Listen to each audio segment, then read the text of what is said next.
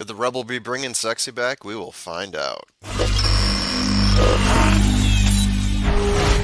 Trust the Profits is proud to be sponsored by Game of Silks. Go to silks.io to get in the game. Real ownership, real races, real rewards. Trust the Profits. It is indeed that time for a full field rundown. I am the formula, your friend here at Trust the Profits, running through the full list of horses we got going on here at the Rebel Stakes. If you can't read that now, don't worry. We're going to be going through them one by one. Got 13 entered in total.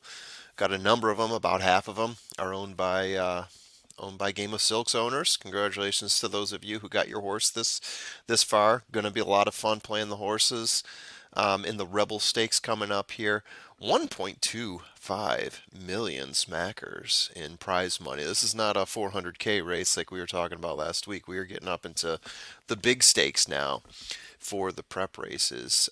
It is 8.5 furlongs. That is 1 1/16 mile on dirt. It is a G2. It is at Oaklawn. It is this Saturday, the 24th of February. And let's get down to it, starting with a little bit of history.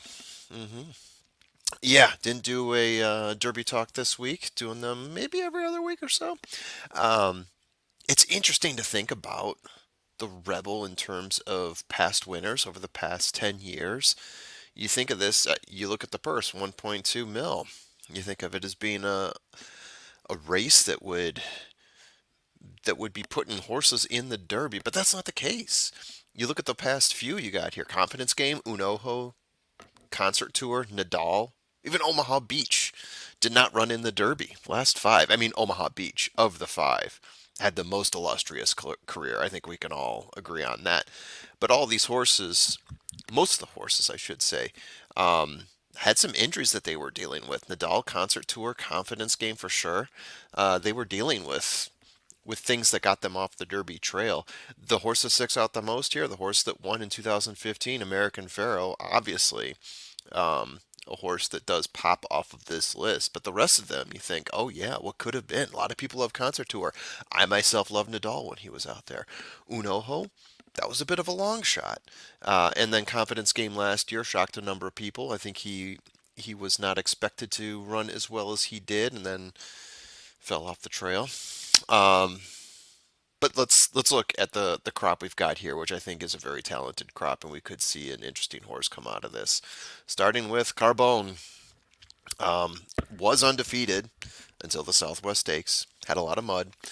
First time really facing stiff competition, and he finished seventh in the race, hanging just off the lead most of the race, fading down the stretch, 21 lengths behind Mystic Dan, but all horses were many, many lengths behind Mystic Dan in that one. Before that, he had two gate wire wins. What can you do, right? Um, Obviously, a drop off in jockey. No offense, Isaac. But 15 to 1. Papa Likey. 15 to 1 on Carbone. Just think about it. If this horse rebounds and goes back to the way he was running those first two races when he was going gate to wire and beating Light Line by 4 lengths, Gold Brick by 8 lengths. Yeah, put some sauce on that. Yeah. Moving on to Northern Flame. 2 wins in 7 races. Winner of 140K allowance optional claimer at this Oaklawn Park. Going gate to wire beating Mena in that one by a neck. Before that, fifth place at the Street Sense, fifth of 5 horses. Hanging near the pace for a while, fading way back. Liberal Arts winning that one. And beating him by 34 lengths. Fourth at the Claiborne Futurity, 4 lengths behind Locked in that one. And yeah, he won his maiden. 5 to 1 for this Ken McPeak horse. Anyone else surprised that this one is morning line 5 to 1? Anyone? Raise your hand. Do I have them all here? Do I have them all? 5 to 1 for Northern Flame. What am I missing on this horse? Has not impressed me a whole lot. I guess maybe some people are taking a look at that claimer race and saying, okay, maybe he won a mile in that race. Okay, beat Mena by a neck. Is that impressive that you put him at 5 to 1 over some of the horses in this race? Common Defense, 30 to 1 on Common Defense. 1 win out of 3 races lifetime. Fifth at the Southwest Stakes, rallying from 8th place, but still finished fifth, well behind Mystic Dan in that one. Won a maiden race at Oaklawn, 3.5 lengths over Give Me Liberty, was second in his first time out, losing to Lat Long in that one. Ken McPeak has BJ Hernandez on this one. Tahan Pass. One win, 1 second, 1 third in 5 races lifetime. Last time out, he went a mile, 140K purse and allowance optional claimer. Favored at 2 to 1, stuck the pace for most of it, but then faded behind Woodcourt, 2.5 lengths in that one. It was a tight race at the end. There were a lot of horses bunched up, so 2.5 lengths out. Fifth place doesn't sound so bad once you factor that in. He was second at the Renaissance Stakes, hanging 2 lengths off the lead in that one. Closing, whittling it down to 1.5 lengths behind Valentine Candy, and he was third at the Bob Hope. Don't get too excited in that one. It was a 4-horse race, and he was well behind Nysos and even Stronghold in that one. Tahan Pass, 30 to 1 morning. Magic Grant. 4 races, 1 win, was 10th at the Southwest Stakes. Definitely had some issues getting out of the gate. Wants to go ahead and forget that one. Third at the Remington Springboard Mile, 2 lengths off of Out of the Conqueror in that one. Closed the gap from 5 lengths down to 3 in that one. This is a deep closer. Things are going to have to line up properly for Magic Grand. He's going to have that kick at the end. 50 to 1 on Magic Grand. This is a horse that I was thinking could do something at the Southwest Stakes, and I was wrong. Very wrong. Deep closer. For those of you who like deep closers, he's an option. Dematic.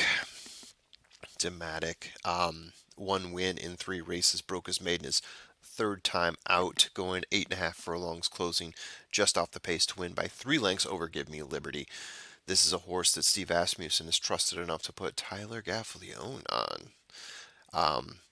That jumped out at me. This horse is coming off of his maiden win, and they're putting potentially the best jockey in the race, one of the best jockeys in this race, on Dematic.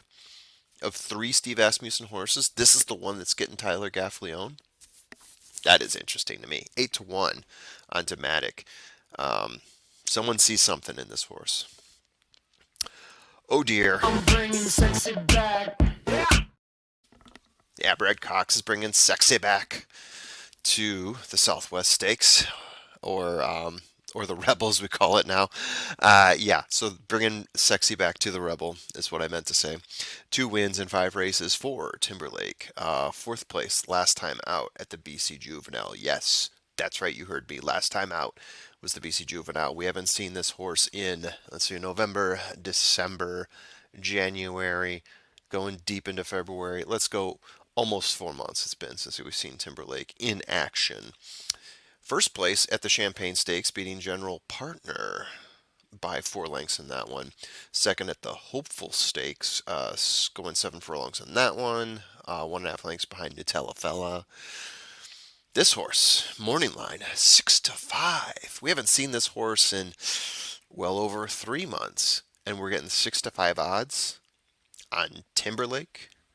One more time for the people in back. I'm bringing sexy back. Yeah.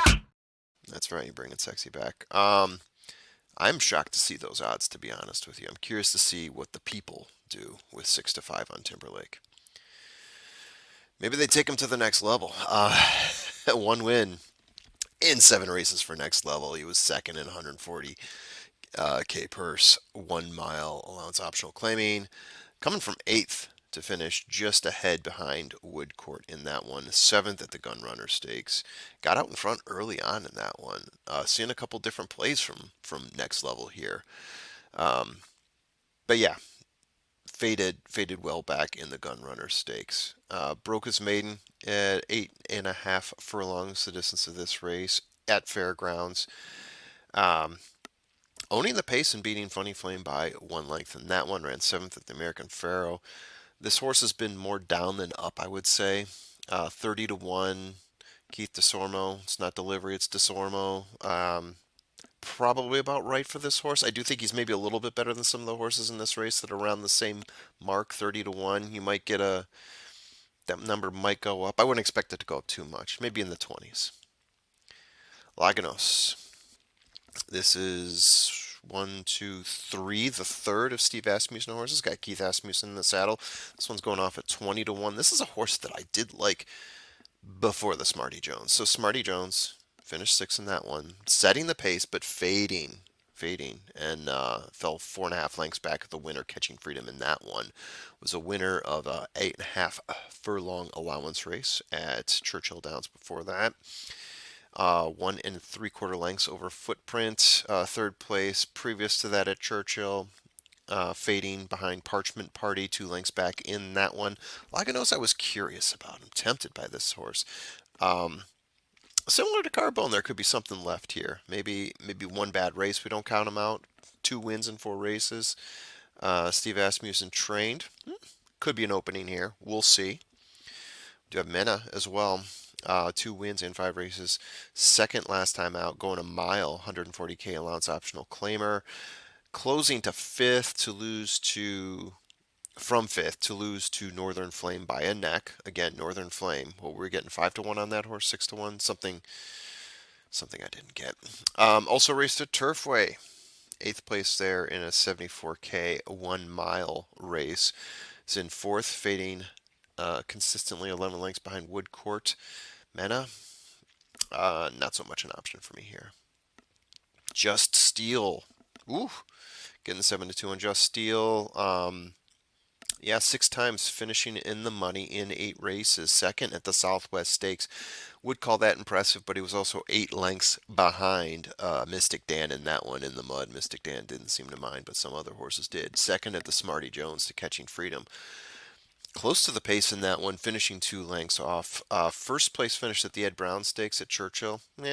Sixth at the Claiborne Futurity. Seventh at the Hopeful. So this is the reason I had a drop off on Just Steel, right? You look at the Claiborne and the Hopeful, and you're like, cross them out. But then the Smarty Jones, the Southwest, horse is coming back, showing a little bit more of an impressive finish versus his running mates there. Just Steel, 7 to 2, seems like a good number to me. Woodcourt, 4 wins in 9 races for Woodcourt. How about that? Not huge races, but 4 wins is 4 wins. Winner at Oaklawn, 140K allowance optional claimer, beating Next Level by a head in that one, a race that we mentioned already. Winner at Turfway. Everyone loves Turfway at Trust the Profits, going a mile in that one on the synthetic, holding near the pace, closing for a 3 length win over Quincio. Third at Turfway, previously to that, going 1 mile, again on synthetic, obviously. And another allowance optional claimer, setting the pace, fading 5 back. Fading back 5 lengths to third behind Record Time. 20 to 1 on Woodcourt. Time for Truth. Time for Truth. Second at the Ozark Stakes. Time for Truth. Setting the pace, losing to Valentine Candy by 2 lengths in that one. Winner in his first maiden special weight. 6 furlong race there. Gate to wire, beating Mr. Phillip by 1 3/4 lengths. This will be the third race for Time for Truth in a densely packed race. Ron Maquette and Rafael Bejarano. Oh, what do we have here? We got a summary. These are my picks, people. I'm going to throw it out there that I like Just Steel. I like Just Steel more than Timberlake in this one. I think Just Steel is on the rise. Laugh at me if you want. Throw it in the comment section. Formula, you don't know what you're talking about. Fine, do it. I think he's going to beat Timberlake. I don't think Timberlake's going to win this one. Too much of a layoff. I haven't seen as much positivity from Timberlake. Carbone, I can't quit Carbone now. I was so deep into Carbone earlier. One muddy race. I'm not gonna cross him off just yet. That's my value play there. Whatever ticket I have, I'm including Carbone. So I got Just Steel, Carbone. I am gonna throw in Timberlake, and then Dematic. There's something there, isn't there? Yeah, Tyler Gaffleone, Steve Asmussen training, getting 8 to 1 for some unknown reason. I like him better than Northern Flame. But yeah, that's where I'm standing on this right now. I'm gonna say Just Steel. It is his time to win a nice, solid, graded stakes race leading up to the Kentucky Derby. So there you have it, people. That's my vote for America's next top horse in the Rebel Stakes leading up to the Kentucky Derby. Anyway, those are my picks. What do you guys think? Hit me up in the comment section. Let me know what you think. And you guys have a good weekend.